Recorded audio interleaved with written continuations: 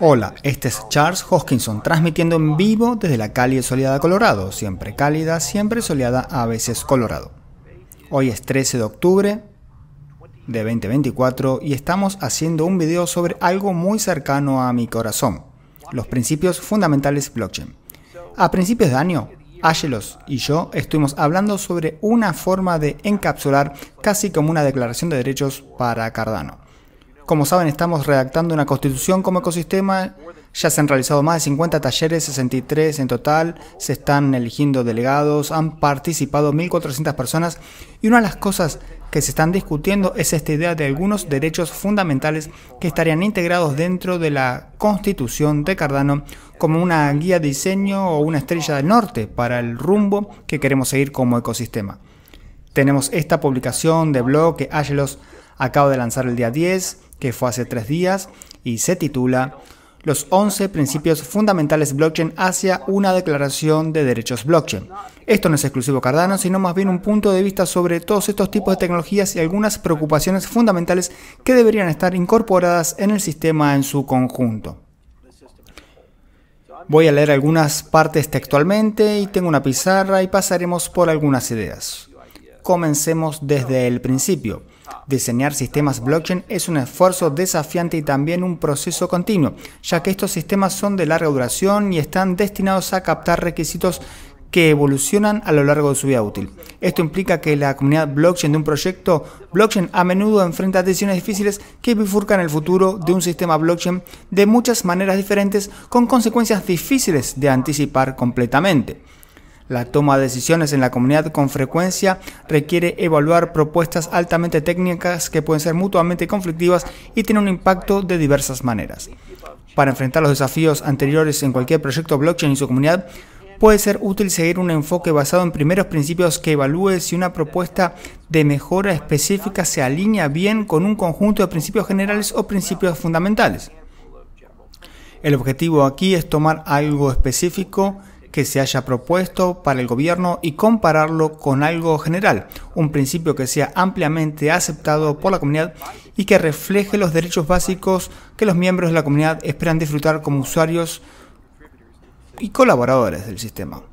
Estos derechos básicos, en este momento, cuando los observamos desde la perspectiva de las blockchains, tienden a ser implícitos. Cuando usas Bitcoin o Ethereum, tenemos un sentimiento profundo en nuestro interior de lo que debería ser cierto, pero no solemos escribirlo. Esta es la primera vez que creo que las personas están tratando explícitamente de escribir estas cosas. Esta metodología proporciona una base común y un marco de pensamiento que la comunidad puede utilizar para deliberar, categorizar y priorizar diferentes propuestas de mejora en función de cómo se alinean con sus expectativas fundamentales del sistema. Para mostrar esta forma de pensar, aquí se discuten nuestros 11 principios que buscan ofrecer una cobertura integral de cómo los sistemas blockchain se supone deben operar e interactuar con sus usuarios y colaboradores. Estos principios están destinados a capturar los deseos naturales de estos sistemas y los derechos de sus usuarios. Es importante destacar que no se expresan de manera que los haga necesariamente compatibles entre sí o aplicables de forma algorítmica.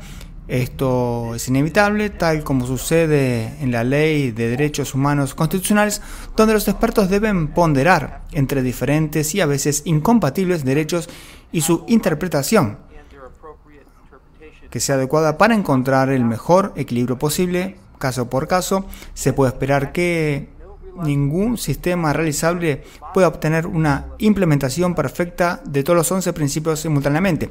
Por lo tanto, estos principios no son necesariamente independientes y consistentes entre sí. En algunos casos se contradicen. En última instancia, corresponde a la comunidad decir en un momento específico cuál es el equilibrio y la interpretación más apropiada en el contexto de una propuesta de mejora determinada. A continuación, enumeramos los 11 principios, cada uno seguido de una breve explicación. Así que, partiendo de esto, cuando miramos todo esto en conjunto, tenemos una situación donde ahora tenemos un gobierno en cadena y ese gobierno en cadena quiere hacer cosas en el protocolo, lo va a bifurcar o cambiar. Y mientras trabaja en eso, muchos de los cambios se encapsularán en SIPs.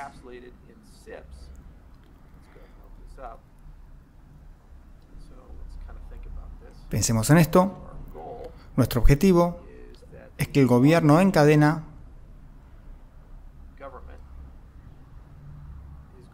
vaya a bifurcar o cambiar Cardano. Y esto generalmente será en el contexto de zips u otros paquetes, y estos cambios probablemente serán altamente técnicos.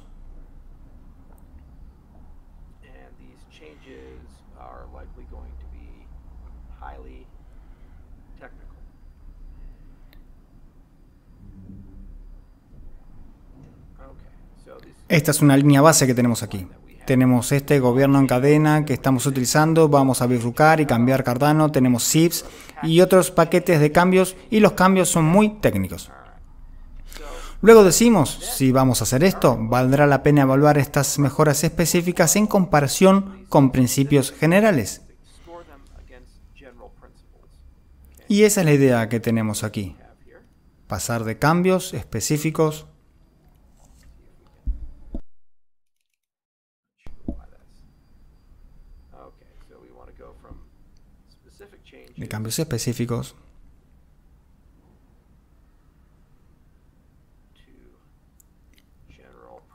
a principios generales.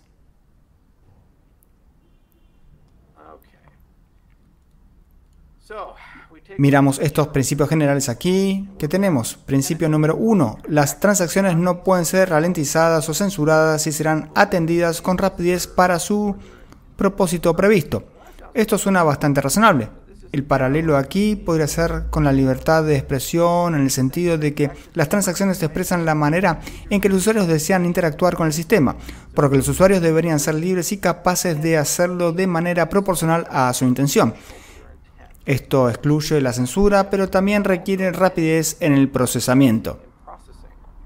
Tenés esta situación donde tenés un recurso finito. Las transacciones no pueden ser ralentizadas o censuradas, serán servidas con prontitud para su propósito previsto. Así que, el primer principio, no estoy seguro de por qué mi pizarra está haciendo esto. Déjame ocultarlo rápidamente, ahí vamos. Tenés la situación en la que Bob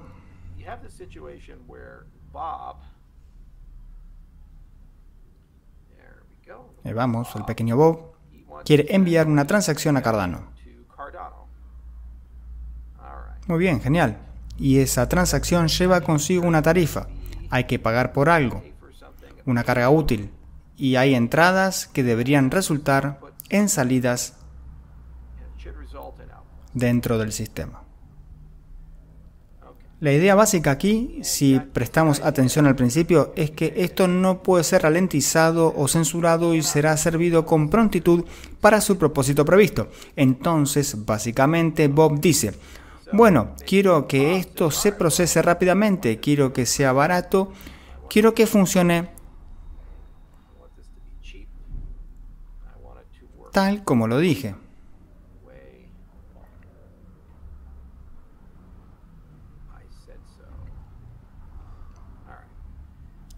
Parece bastante simple, pero en la práctica es realmente difícil, y la razón es, ¿qué sucede cuando no solo tenés a Bob, sino que también tenés a Bob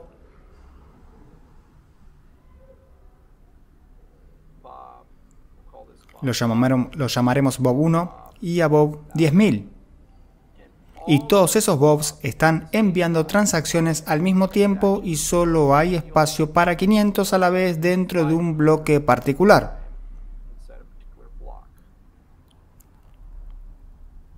Entonces, ¿qué Bob gana? Ingenuamente podemos decir que el Bob que paga más dinero. Tal vez ese Bob 1 es la persona que pagó la tarifa más alta. Ese es el ganador. Pero ¿qué pasa si Bob 10.000 tiene una transacción muy crítica, pero es pobre y vive en un área donde no hay mucho ADA? Y Bob 1 fue un adoptador temprano y simplemente tiene mucho ADA flotando por ahí. Pero su transacción no es crítica. Esto no es crítico y esto es crítico. Tal vez sea una consulta de algunos datos o una transacción relacionada con una base de datos de registros médicos electrónicos de un hospital y es una situación de vida o muerte. Bob 10.000 absolutamente necesita poder obtener ese registro lo antes posible o de lo contrario un paciente morirá. No pueden decidir qué hacer, tal vez estén buscando el tipo de sangre y están a punto de dar sangre al paciente, pero no pueden tipificarla por alguna razón. Bueno, ¿cómo resolvemos todo eso? Este es el primer principio y ya es un desafío considerable. Existen cosas como los mercados de tarifas, por ejemplo, escribimos un documento llamado precios escalonados, tenemos conceptos como libros mayores basados en intenciones, algo en lo que hemos estado trabajando, donde básicamente le decís al sistema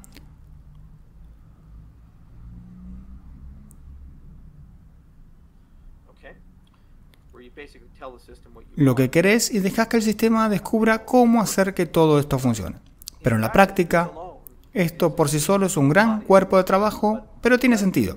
Y tiene sentido porque tenés una situación donde tenés un recurso finito aquí.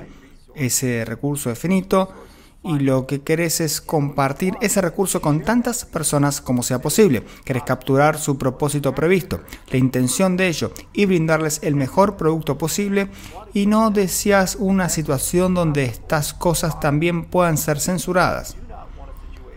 Por ejemplo, lo que está ocurriendo en Ethereum y otros lugares es que a medida que tu conjunto de consenso se vuelve más pequeño, lo que sucede es que tendrás básicamente un operador de stake pool o alguna forma de validador, y ese operador de stake pool o validador, lo que sucederá con ellos es que van a revisar todas estas diferentes transacciones y van a identificar un Bob, va a decir, oh, espera un momento aquí, Bob Shay, no queremos procesar tu transacción porque Bob Shay está en una lista OFAC. Lo siento, Bob Shay, simplemente te vamos a eliminar del mempool. Nunca llegarás a estar en el bloque porque ahora sabemos quién sos y simplemente queremos censurarte. Eso es censura ahí mismo. No se puede hacer eso en Bitcoin en este momento. Pero en sistemas más sofisticados se están considerando estas nociones. Entonces, hay una consideración económica, pero también una consideración geopolítica. Estos sistemas pierden rápidamente su utilidad e integridad en el momento en que comenzás a fragmentar estas cosas y tratarlas como no fungibles, discriminando contra los usuarios. Parece un principio bastante razonable, pero en la práctica es un principio difícil de explorar. Número 2. El costo de una transacción debe ser predecible y no puede ser irrazonable. Esto está muy relacionado con el componente de ralentización o conexión censurada, ambos son cortados por la misma tijera. Si bien se espera que el sistema imponga costos para publicar una transacción, dichos costos no pueden ser irrazonables dado el propósito de las transacciones y el costo debe ser predecible, lo que permite a los usuarios planificar el uso del sistema a largo plazo. Cuando pensamos en este segundo principio, realmente lo que estamos diciendo es que todas las empresas del mundo requieren el concepto de previsibilidad y competitividad.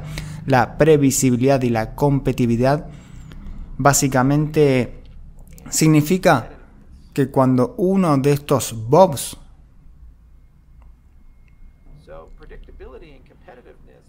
interactúa con el sistema, sabe básicamente cuál va a ser el costo de usar Cardano para su aplicación durante un periodo de tiempo razonable y ese costo es competitivo con las alternativas y la verdadera pregunta es si la alternativa va a ser basada solo en blockchain o también del legado.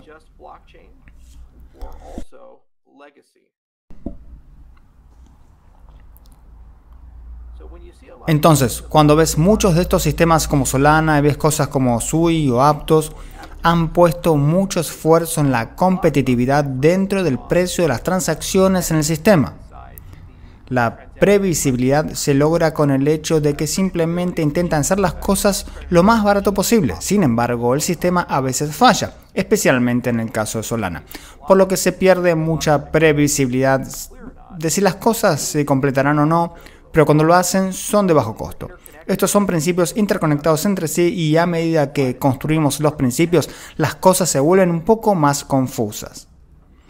Nadie debería ser impedido de desarrollar o implementar su aplicación tal como lo pretende. Este es un punto de vista transaccional. Quiero interactuar con el sistema y también un punto de vista de utilidad en el sentido de que quiero usar el sistema para alojar una aplicación descentralizada. Todo el concepto de Web3 de resistencia a la censura, el concepto de aplicaciones no censurables o aplicaciones imparables. Entonces, decimos que el sistema y su entorno de desarrollo y ecosistema deben apoyar a los usuarios con diferentes antecedentes y niveles de habilidad para lanzar aplicaciones que realmente capturen su intención. Ahí está de nuevo la palabra intención y ofrezcan acceso a las funcionalidades y características necesarias para que estas aplicaciones operen correctamente. Hay un documento muy famoso de Mox y Mindspark. Básicamente Mox estaba hablando de las mentiras de la Web3 y básicamente la idea es que decimos, hey, es totalmente descentralizado, pero no lo es realmente porque detrás de escena tenés una infraestructura centralizada.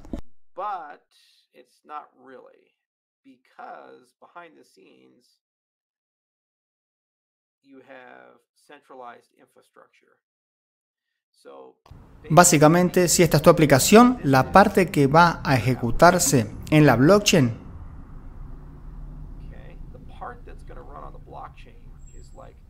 es como esta parte.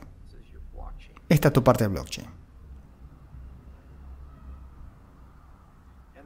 Y luego la parte que no se ejecuta en la blockchain la pondré en arcoiris. Es todo esto de aquí. Este es el legado de la aplicación. El problema es que esta parte de aquí, el dragón, puedes censurarla. Entonces, esto es donde se ejecuta fuera de cadena. Típicamente en Amazon o en algún otro lugar. El desafío es que este principio se violaría si esta superficie es demasiado grande. En la práctica, nadie en todo el espacio de las dApps ha logrado adherirse a este principio de implementación sin censura de aplicaciones porque no existe en este momento una base Web3 completamente descentralizada que realice el cómputo, que haga el almacenamiento, que haga la computación y todas las otras cosas. La gente está intentando y buscando hacer esto, como Iagon, Filecoin y el proyecto IPFS, entre otros, están tratando de mover básicamente esta línea de aquí, de izquierda a derecha, tratando de mejorar la cantidad de cosas que pueden ser descentralizadas, pero no lo está. Y por cierto, esto es muy costoso a medida que lo avanzás. Entonces, cuando miras a estos otros principios de buen rendimiento, si cada cosa corre en cadena, puede afectar a algunos de los bobs aquí. Si cada cosa funciona en cadena, tu competitividad puede disminuir y tu previsibilidad puede bajar porque la carga en el sistema es increíblemente alta. Muy bien, número 4. Las aportaciones y contribuciones de todos al sistema serán reconocidas, registradas, procesadas y evaluadas de manera justa. Esta es una interesante. Vamos a leer la explicación. Si bien el sistema inevitablemente requiere el gasto de recursos para apoyar todas sus operaciones, el valor que diferentes contribuyentes del sistema ofrecen en términos de mantenimiento, desarrollo o tiempo de procesamiento de transacciones debería contabilizarse de manera justa para que, por ejemplo, se les pueda recompensar según sea necesario y de la manera adecuada. De manera similar, las transacciones deberían procesarse equitativamente sin permitir que algunos usuarios tengan una influencia asimétrica en la forma en que se tratan las entradas. Este es el problema. Esto es como una tragedia a los comunes. Este es el propósito de este principio. Entonces, cuando Bob está ejecutando un stake pool, como un SPO, Bob el SPO,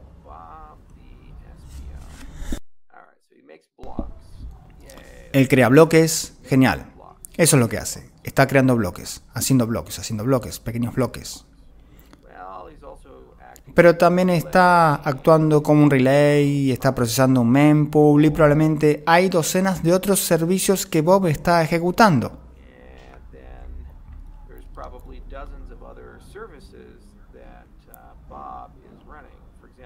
Por ejemplo, Mithril y tal vez Bob también esté ejecutando una cabeza de Hydra. El desafío es que actualmente el sistema de compensación que tenemos recompensa este tipo de trabajo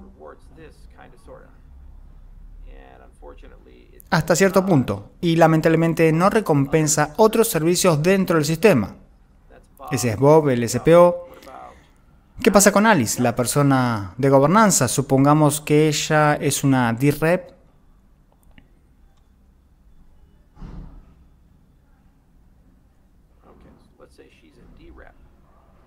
Que además trabaja en Intersect y hay una gran cantidad de trabajo. También trabaja en Catalyst y hay mucho trabajo que Alice está haciendo para el sistema. El desafío es si el sistema está reconociendo adecuadamente a Alice, compensándola. ¿Alice está ganando dinero? No, realmente no. Y esto es una especie de tragedia de los comunes, donde la compensación por el trabajo voluntario rara vez ocurre.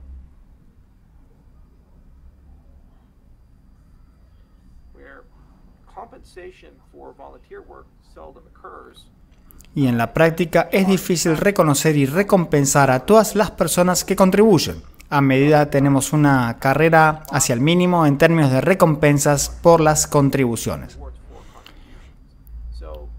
Este es un principio muy difícil de aplicar en la práctica, pero tiene sentido porque si las contribuciones de las personas al sistema no son reconocidas, registradas, procesadas y evaluadas de manera justa, con el tiempo perdés a tus Alice y tus Bobs dejan de hacer estas cosas porque se vuelven más costosas.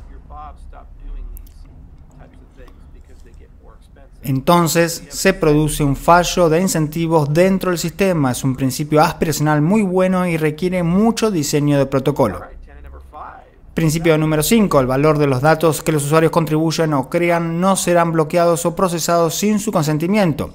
Un paralelo útil aquí es el derecho a la portabilidad de datos en el contexto de la legislación del Reglamento General de Protección de Datos de la Unión Europea. Los usuarios deberían poder transferir sus datos privados a cualquier sistema o plataforma con la que deseen interactuar. En el caso de un sistema blockchain, lo mismo debería aplicarse a los activos que los usuarios poseen o crean. Del mismo modo, es crucial que el sistema opere con el consentimiento del usuario y el pleno entendimiento de las acciones que realiza con respecto a cómo se procesan los activos y datos de los usuarios. A medida que estos sistemas se vuelven más útiles, pones más y más de tu identidad, más y más de tu vida, más y más de tus valores y activos en ellos. Sería bastante horrible si pusieras tu dinero en el sistema y luego alguien que nunca has conocido, el sistema en su totalidad, tuviera la capacidad de bloquear ese dinero e impedir que lo uses. Eso es lo que se llama el sistema bancario tradicional que tratamos de evitar. La confiscación de bienes civiles y todas estas cosas.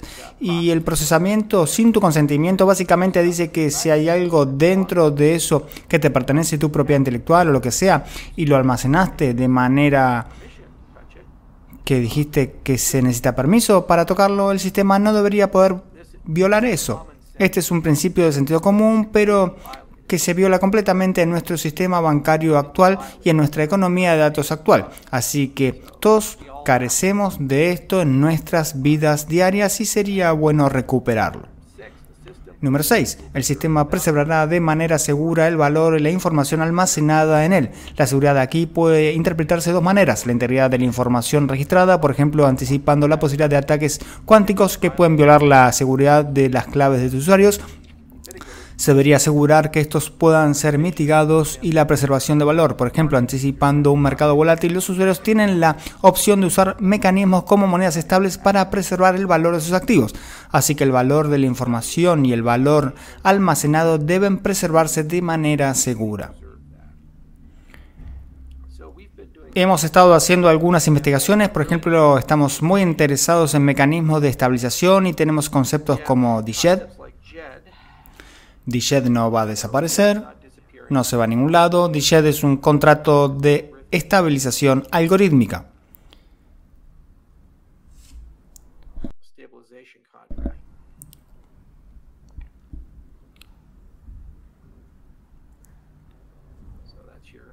Entonces, ese es tu valor e información.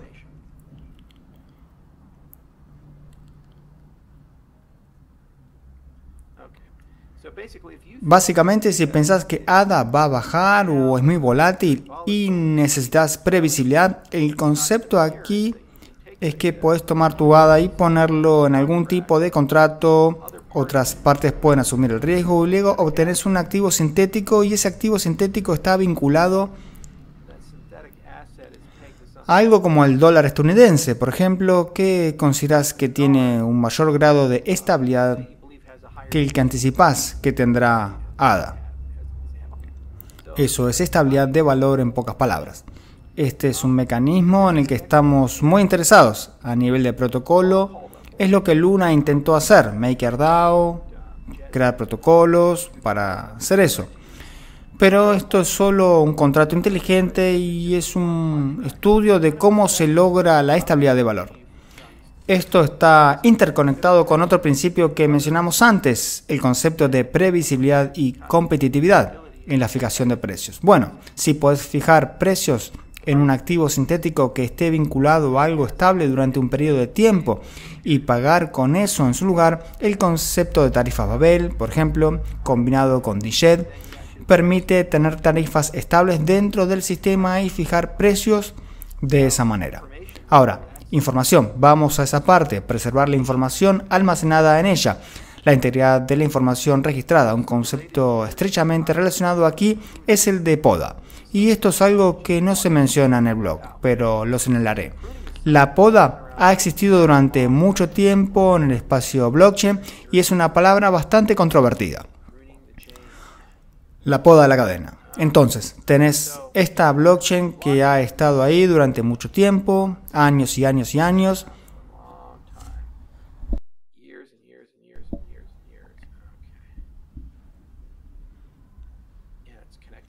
Y está conectado junto con una lista enlazada. Bueno, al mirar estos blogs, ¿qué pasa si tenés mucha basura en ellos o cosas no utilizadas que claramente son chatarra?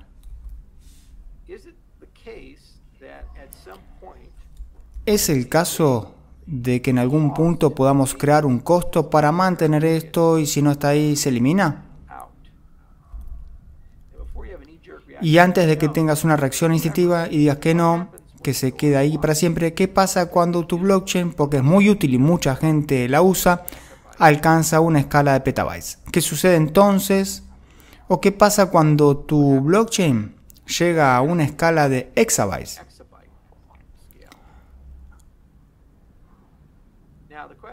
Ahora la pregunta es, ¿cuánto de eso es material útil en vivo frente a material archivado muerto?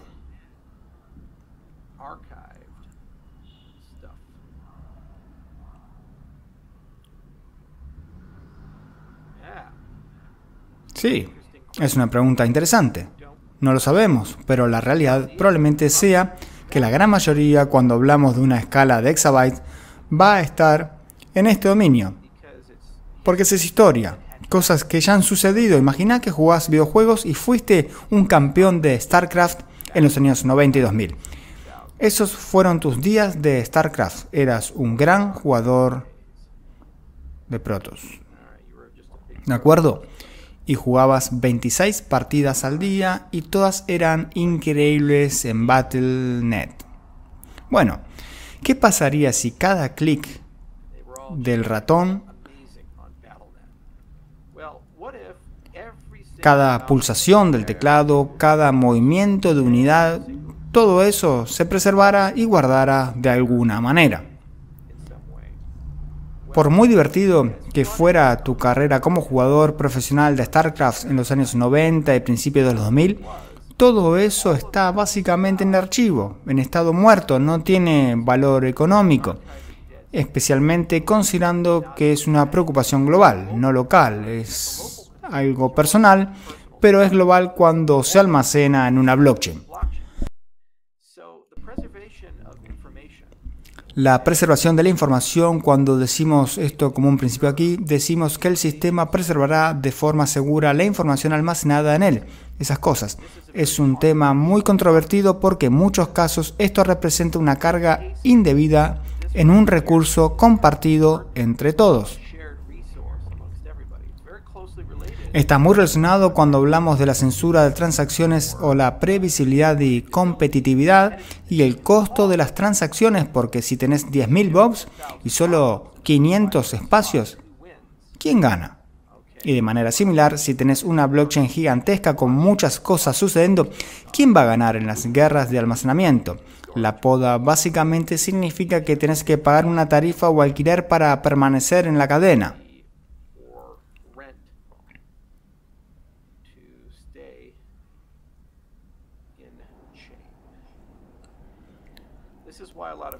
Por eso a mucha gente le gustan los conceptos de rollups y les gustan los conceptos de snarks y la recursión, porque la idea es que las cosas que almacenaríamos en cadena principal serían pruebas y esas pruebas son representaciones comprimidas de cosas que ocurren en otro lugar donde pagarías el alquiler por todo eso.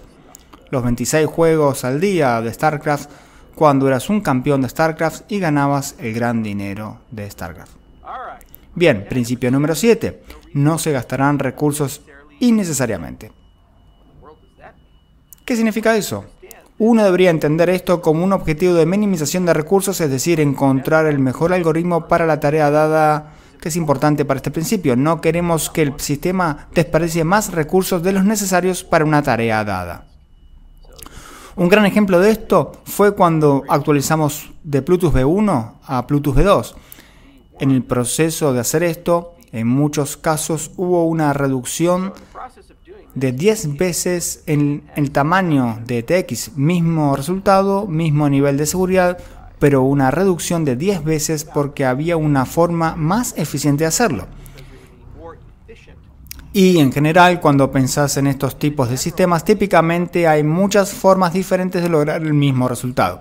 Y encontrar ese equilibrio para minimizar la utilización de recursos es increíblemente importante para no terminar en estos casos de petabytes o exabytes. De hecho, esta es una de las razones principales por la que los desarrolladores principales de Bitcoin lo hacen intencionalmente. Lo que Nick Szabo llamaría un protocolo delgado.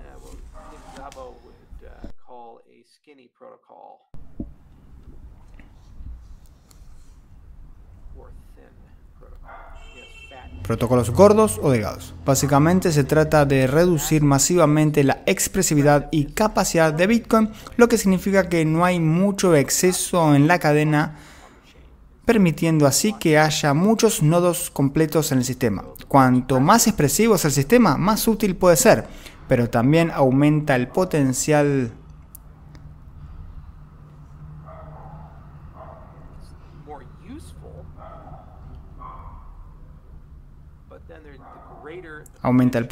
de desperdicio.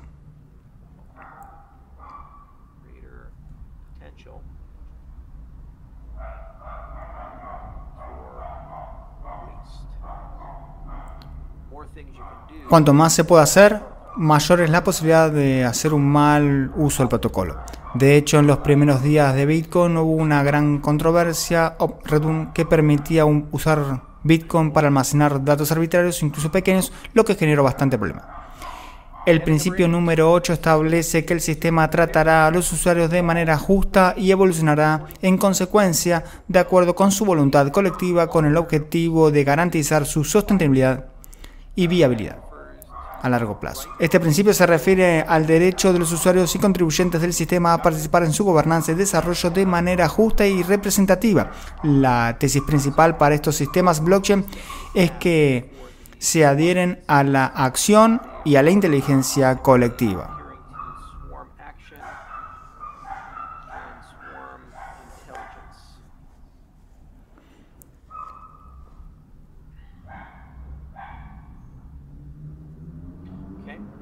Entonces, básicamente tenés a todas estas personas que quieren participar de una manera u otra, gobernanza, desarrollo, marketing, lo que sea. Nuestra capacidad para vincular a estas personas, para conectarlas, para interactuar con ellas, para construir redes con ellas y, en última instancia, asegurar que actúen como un solo organismo en la fortaleza del sistema. Esto evita lo que llamamos fallos en la gobernanza.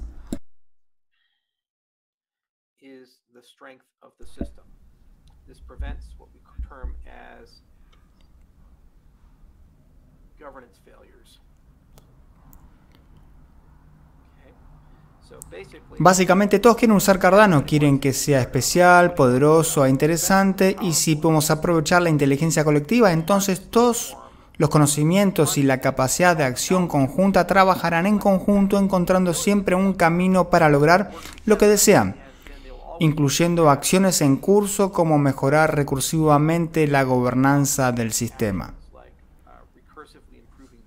lo que implica ser más inclusivo al mejorar la capacidad del sistema para procesar transacciones, mejorar la utilización de los recursos, etc. Este principio se centra en garantizar que el sistema continúe evolucionando en una dirección positiva y se fortalezca. El principio número 9 establece que la privacidad de los usuarios, tanto en términos de sus acciones como de sus datos, debe ser preservada. Este principio se entiende mejor en paralelo con los requisitos de privacidad presentados en leyes de protección de datos relevantes como GDPR de la Unión Europea. Un paralelo útil en este contexto es el principio de minimización de datos, que exige la divulgación mínima de información necesaria para lograr un cierto objetivo que el usuario haya consentido. Estas son las razones por las cuales construí Midnight, y reflexioné mucho sobre el tema. Básicamente nos encontramos en una encrucijada en la industria blockchain, donde coexisten el mundo Web 3 y el mundo de las finanzas tradicionales. En el mundo de las finanzas tradicionales, todo está relacionado con KYC, AML, y la identidad se ha fusionado con el dinero. Aunque sea una unión infeliz, se mantiene por los hijos. Por aquí usualmente es seudónimo y tampoco hay identidad. No solemos tener la identidad integrada con las transacciones.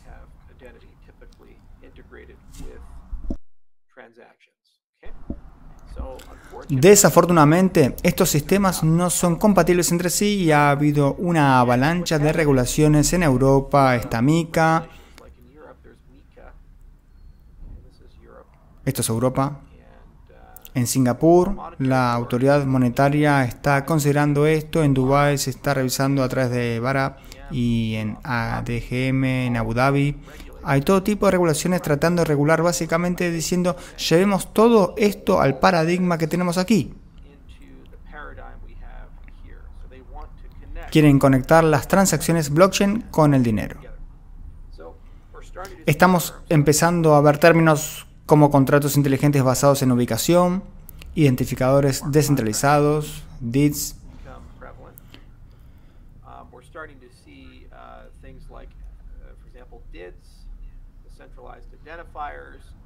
y protocolos de transferencia de valor regulados, RBP. Todos estos conceptos están abriéndose camino en el mundo Web 3 y la intención es tomar algunas ideas de cómo se maneja el negocio en el mundo de las finanzas tradicionales y llevarlas al mundo Web 3.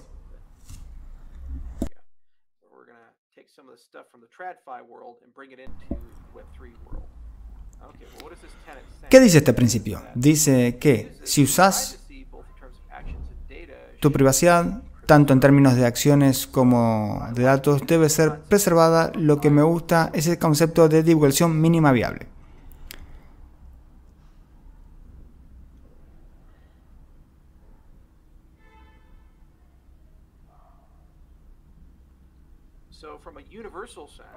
Desde un sentido universal, en la preocupación global, todos ven nada más que lo mínimo.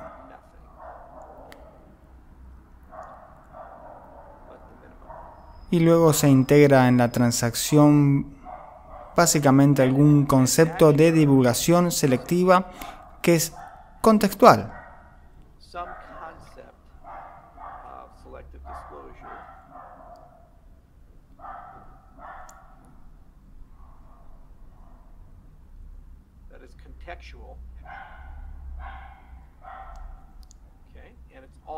Y también suele ser dependiente de la ubicación, por lo que es contextual para vos, el comercio, el negocio que estás haciendo y la ubicación en la que te encontrás. Actualmente Cardano no tiene esta capacidad, ni tampoco Bitcoin, Ethereum o cualquier otra cosa. Son más bien superposiciones en un meta.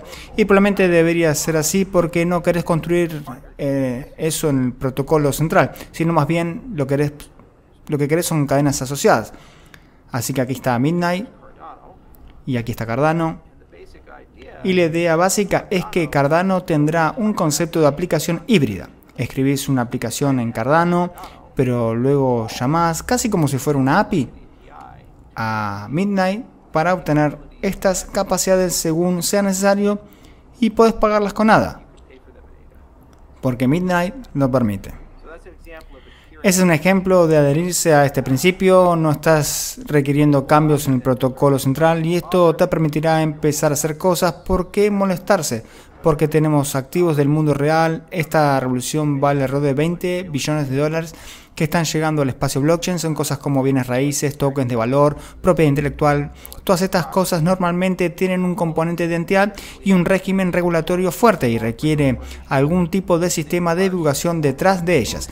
No podemos hacer eso de manera nativa y al igual que en el desarrollo de dApps, porque nada se olvida. Si lo haces de manera tradicional, a la manera del legado, todo esto es una entidad regulada fuera de cadena y tiene autoridad completa para decir si puedes usar tu dinero o no, y tendrán la capacidad de violar otro principio, este principio de acá arriba. El valor de los datos que los usuarios contribuyen o crean no puede ser bloqueado o procesado sin su consentimiento.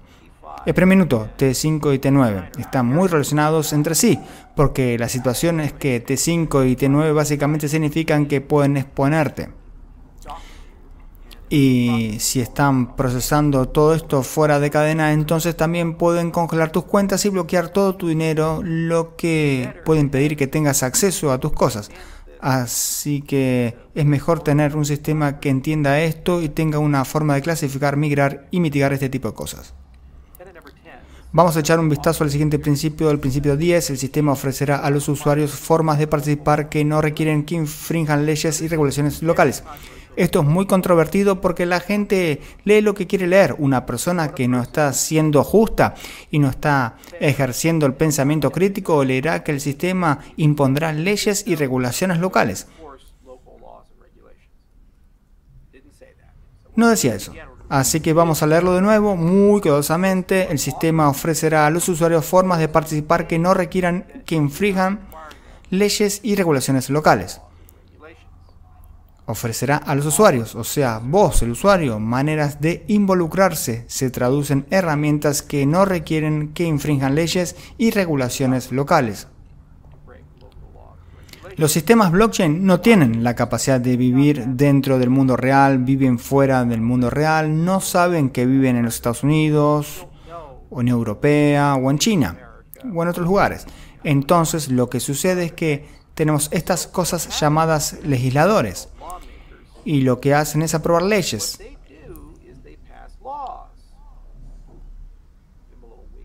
Le ponemos una peluca. Y le damos un pequeño martillo. Ahí vamos, legisladores. ¿Qué pasa si el legislador aprueba una ley sobre cómo deben ser reguladas las blockchain? Bueno, vos como usuario tenés que tomar una decisión. ¿Cumplo o no? Vos, el usuario, tiene que decidir. ¿Cumple o no? Por ejemplo, los impuestos. Dicen, este es tu monto de impuestos que debes pagar. Bueno, ¿paga vos sus impuestos o no los paga? No es trabajo del protocolo Cardano determinar cuál es la carga impositiva de Bob y hacerlo automáticamente. Sin embargo, si el protocolo dificulta que Bob pueda obtener una contabilidad precisa y mostrarle al legislador que ha pagado sus impuestos, esto es un problema para Bob porque ahora no puede realmente cumplir con la ley. Normalmente los sistemas blockchain no hacen esto, no interfieren con el cumplimiento de impuestos. Lo siento, no estoy seguro de por qué está haciendo esto. Normalmente no interfieren con el pago de impuestos porque tenés un sistema de libro mayor público que básicamente muestra todas estas cosas. Pongamos eso ahí. Tal vez esto lo arregle. La computadora está un poco rara hoy. Entonces, el punto aquí es que te da la capacidad como usuario de un sistema de agregar datos, agregar regímenes de privacidad, agregar dApps y contratos inteligentes que luego te ayuden a cumplir con tus leyes y regulaciones locales. Por ejemplo, digamos que estás construyendo una dApp en Cardano y querés crear una dApp para sistemas de registros médicos que ayuden con la portabilidad y la privacidad del paciente. Bueno, debes cumplir con el concepto de HIPAA. Muy importante, no puedes construir un sistema de registros médicos electrónicos que los médicos vayan a usar en los Estados Unidos y que no cumpla con HIPAA.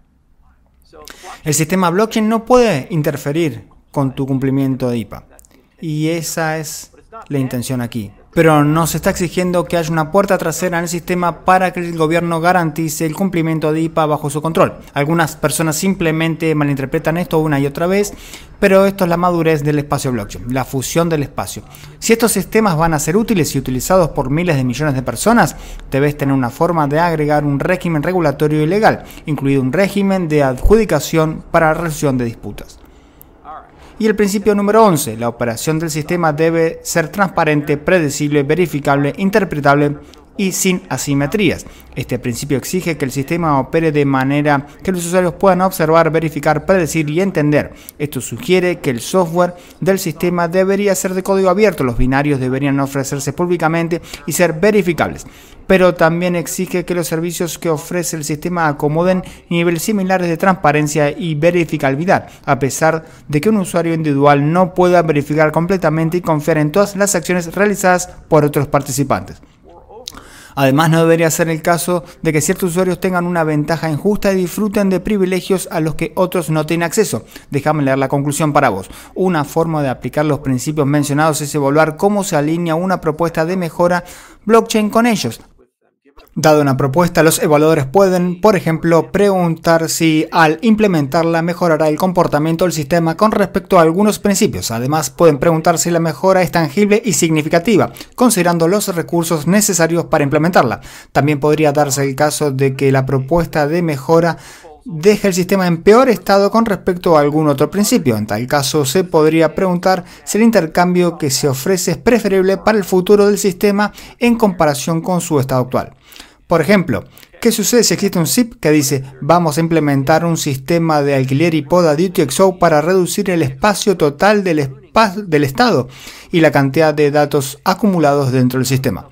Bueno, hacerlo parece violar el concepto de que el sistema preservará de manera segura la información almacenada en él. Sin embargo, al mismo tiempo, ayuda al sistema desde el punto de vista de que el costo de una transacción debe ser predecible y no irracional, y las transacciones no pueden ser ralentizadas o censuradas y deben ser atendidas con celeridad. Al reducir la carga y el peso general del sistema, estás haciendo que las transacciones sean más baratas, fáciles de procesar. ¿Ves? Además, estás minimizando la utilización de recursos dentro del sistema. Este es un ejemplo de un conflicto que existe entre los principios y el gobierno en cadena debe reflexionar sobre este tipo de situaciones. Es esperar que en algunas ocasiones tales deliberaciones no sean simples o directas y las comunidades puedan polarizarse en torno a propuestas específicas a lo largo del camino. El debate es inevitable e importante dada la amplitud y el alcance de los sistemas blockchain. Si optan por seguir este enfoque, anticipamos que diferentes comunidades blockchain interpretarán y adaptarán los principios mencionados de una manera que refleje mejor sus valores y objetivos. Por ejemplo, estos principios están siendo debatidos activamente por la comunidad Cardano como parte de una serie de talleres constitucionales que tienen lugar en todo el mundo antes de la refinación, finalización y aprobación de un texto constitucional de Cardano en una convención constitucional en Buenos Aires, Argentina, a finales de año.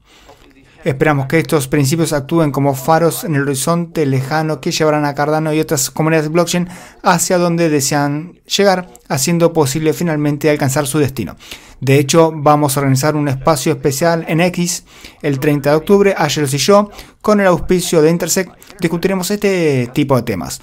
Como señala Angelos, estos no son principios exclusivos de Cardano, sino principios blockchain, refinados a partir de la comprensión de lo que Satoshi inició hace 15 años de análisis de lo que se ha hecho en el espacio blockchain. De hecho, en muchos sentidos se puede observar estos principios y proyectos blockchain, ya sea Ethereum, Bitcoin, Aptos, Sui o Cardano, considerando cómo equilibran estas diferentes preocupaciones.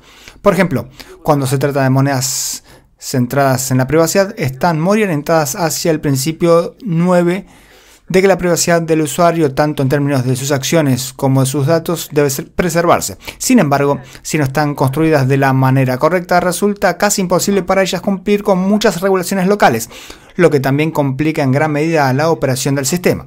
Es muy difícil auditar estos sistemas. De hecho, en los primeros días de Zcash hubo un error que permitía, si se explotaba, falsificar el token Zcash, pero no había forma de auditar públicamente el libro mayor para verificar que nadie hubiera explotado el error. En otras palabras, podían haber imprimido tokens infinitos sin que nadie lo supiera. Finalmente encontraron una manera de llegar a donde necesitaban, pero un exceso de enfoque en la privacidad significa que en realidad se pierde algo de transparencia, previsibilidad y verificidad dentro del sistema. Del mismo modo, algunos sistemas son extremadamente vigilantes con respecto a los precios predecibles de las transacciones y se esfuerzan por los precios de transacciones bajos, pero no permiten una contribución equitativa dentro del sistema. ¿Por qué? Porque el sistema, por ejemplo, el sistema básicamente es operado por una colección de servidores centralizados. Algunos sistemas borran datos con el tiempo o disminuyen su valor con el tiempo. Freightcoin, por ejemplo, tenía un sistema de desarme donde los tokens se depreciaban con el tiempo. Algunos sistemas adoptan la poda de información, mientras que otros no. El concepto de gasto innecesario de recursos es realmente una cuestión de diseño de protocolo, y en algunos protocolos son ineficientes por diseño. Podrían lograr lo mismo con una gran reducción de complejidad si simplemente actualizaran. Algunos sistemas recompensan a todas las personas que participan, en otros todos son voluntarios y prácticamente no reciben nada por participar y no tienen voz. Sin embargo, es interesante cuando desglosas estas cosas y las analizas de esta manera, porque la gobernanza descentralizada de Cardano se está activando y lo que está haciendo efectivamente este gobierno es darle a todos la capacidad de empezar a pensar realmente en qué hace especial una blockchain, por qué estamos haciendo lo que hacemos.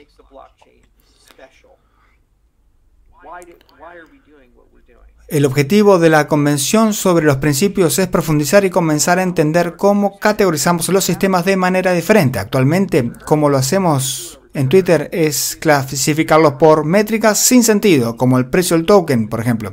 Está CoinMarketCap, y sos una buena criptomoneda si estás alto en CoinMarketCap y una mala criptomoneda si estás bajo en CoinMarketCap. Ocasionalmente miramos otras cosas cualitativas y cuantitativas, como el costo de una transacción, el costo de ejecutar y mantener una dApp, la facilidad de hacerlo, o cosas como TVL o el volumen total de transacciones, y las personas indexan el juego en eso.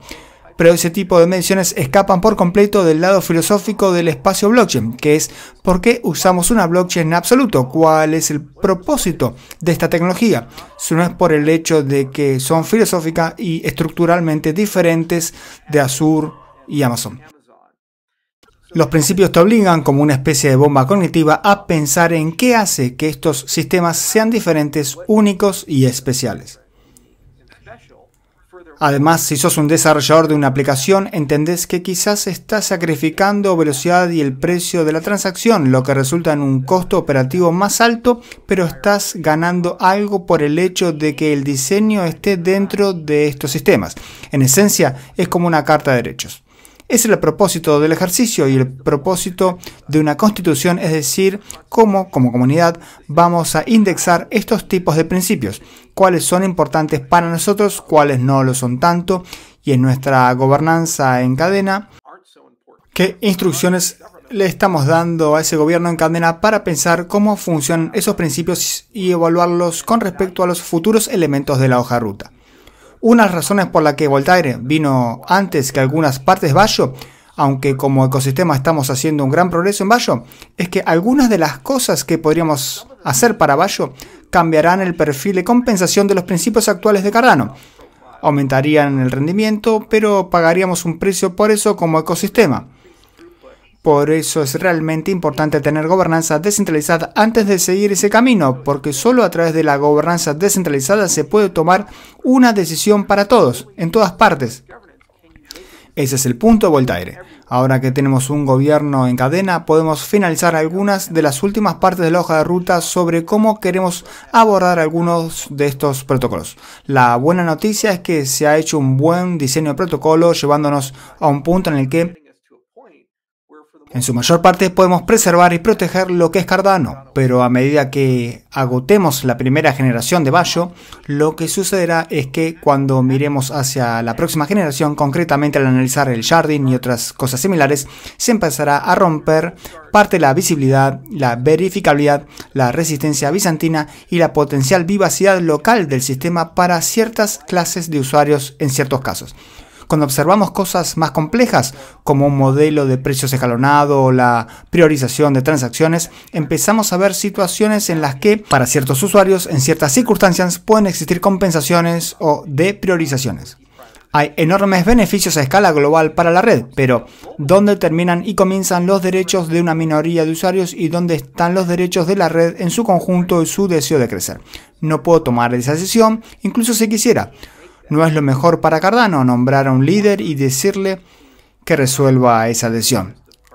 Es una conversación colectiva que debe llevarse a cabo y el objetivo de redactar una constitución, como estamos haciendo y en la que han participado más de 1.400 personas, es empezar a abordar esa preocupación de manera frontal, teniendo esa discusión de manera central, profundizando y tratando de desarrollar una comprensión detallada de la misma. La realidad es que Cardano es una inteligencia de enjambre. Es el producto de miles de personas en su núcleo y de cientos de miles en la periferia, interactuando básicamente entre sí de diferentes maneras, tratando de usar este ecosistema para resolver problemas interesantes. Cada día se fortalece un poco más, se vuelve más inteligente, aprende nuevos trucos y se vuelve más capaz. El objetivo de la gobernanza en cadena es pasar de una inteligencia meta subconsciente a una inteligencia intencionada y orientada a objetivos, mucho más parecida a lo que se vería en el diseño organizacional. De este modo, de forma anual, se pueden identificar las cosas importantes para nosotros como ecosistema y hacia dónde queremos ir. El propósito de los principios, como el índice de descentralización de Edimburgo, entre otras estrellas polares, es permitir que las personas en posiciones de toma de decisiones revisen sus pensamientos y planteen preguntas fundamentales desde diferentes perspectivas. ¿Qué significa para el sistema esto que me pedís que apruebe? Si la persona que lo propone no proporciona una respuesta o dice que no lo sabe, básicamente estás navegando en aguas desconocidas, sin un mapa. Podrías descubrir una isla mágica llena de maravillas y emoción, o podrías navegar directamente hacia un remolino y ese sería el fin de tu barco. Esa es la cuestión. Es un gobierno en cadena, debes tener alguna forma de navegación, debes tener alguna concepción de cuáles son las consecuencias de decir sí o decir no, para todas las cosas que hacemos. Ha sido muy interesante pensar en estos principios y tratar de hacerlos lo suficientemente abstractos y generalizables como para que representen, yo diría, una muestra justa de todos los sistemas blockchain. Lo que puedes hacer como ejercicio es observar las 10 o 15 principales criptomonedas por uso y preguntarte si se adhieren a estos principios, cuáles siguen y cuáles no, y cuál es el valor de estos principios. Espero que esto te transmita cuánto pensamos en Cardano sobre estas cosas y por qué las consideramos importantes. Me comprometí hace mucho tiempo a construir algo realmente diferente de solo otra tecnología. No quería simplemente escribir un protocolo, construir un protocolo, desplegar un protocolo y luego que la gente lo usara y que hicieran algo, para después ser reemplazado por otro protocolo 5 años después, sin que se le incorporaran ética e integridad. Realmente quería tener algo que pudiera ser una preocupación fundamental para las personas al construir nuevos sistemas en los ámbitos económicos, político y social, y que incorporara algunos derechos humanos y algunas garantías en el sistema. Debido a esto, estos sistemas tienen integridad y ha sido el objetivo, siempre lo ha sido. Han sido 9 años. Ha sido un largo viaje y ha requerido mucho trabajo, y ahora hay un enjambre de personas que creen en este objetivo. Mi esperanza es que ahora que tenemos un gobierno en cadena, comprendan el valor de que la preservación de esos objetivos sea una prioridad con la competitividad de Cardano en su conjunto. Creo que existen puntos de intersección en los que podemos alcanzar esos fines, pero nunca deberíamos sacrificar la integridad del sistema por el bien de ganancias a corto plazo o por el progreso a corto plazo en alguna métrica arbitraria como el precio del token o la adopción, por ejemplo. Deberíamos tomar un camino un poco más largo y quizás más difícil en el que tengamos ambos tipos de cosas. Ouroboros Leios es un ejemplo fenomenal de eso, como protocolo 1-delta.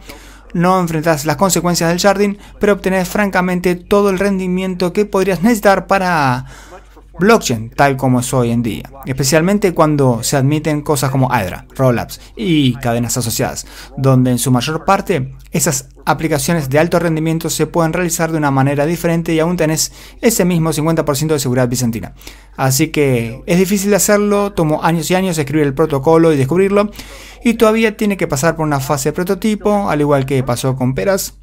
Pero ahora que eso existe como un artefacto, nosotros como ecosistema podemos avanzar con confianza sabiendo que preservamos los principios y la integridad del sistema en su totalidad. Podremos haber adoptado fácilmente algo como lo que hicieron Sui, Aptos o Solana, que es más centralizado pero con mayor rendimiento. Pero entonces habríamos perdido la integridad de la participación abierta y la descentralización que hemos logrado, y estaríamos en peor situación, en mi opinión, porque estaremos más cerca de personas que siempre serán más eficientes que nosotros, como Amazon. De todos modos, solo quería compartir esto con ustedes. No me di cuenta de que se convertiría en un video de 1 hora, pero es un tema profundo e importante. Y es uno que, si van a participar en la gobernanza de Cardano, deben conocer bien. Compartiré un enlace aquí al blog para que puedan leerlo a su discreción. Ahí lo tienen, y también pueden ir a nuestro blog.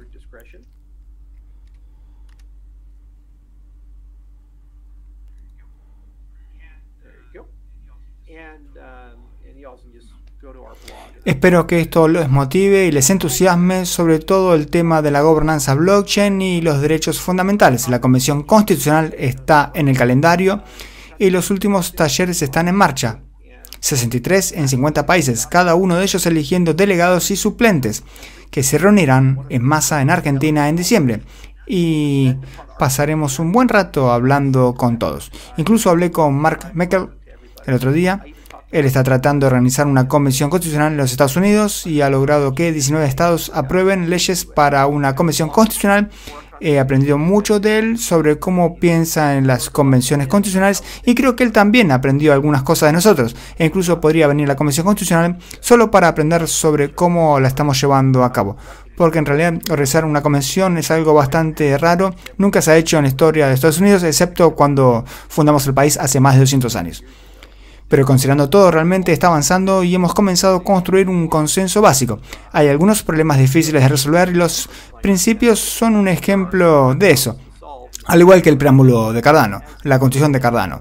El porqué filosófico de lo que hacemos, cuál es el propósito del sistema en su conjunto. Estaré en Argentina la próxima semana en la cumbre tecnológica, así como en el evento de la Fundación Cardano, y hablaré con miembros de la administración de Milei. Estaré en el evento junto con Milei para charlar juntos ahí, y con suerte tener una segunda reunión también sobre varios temas.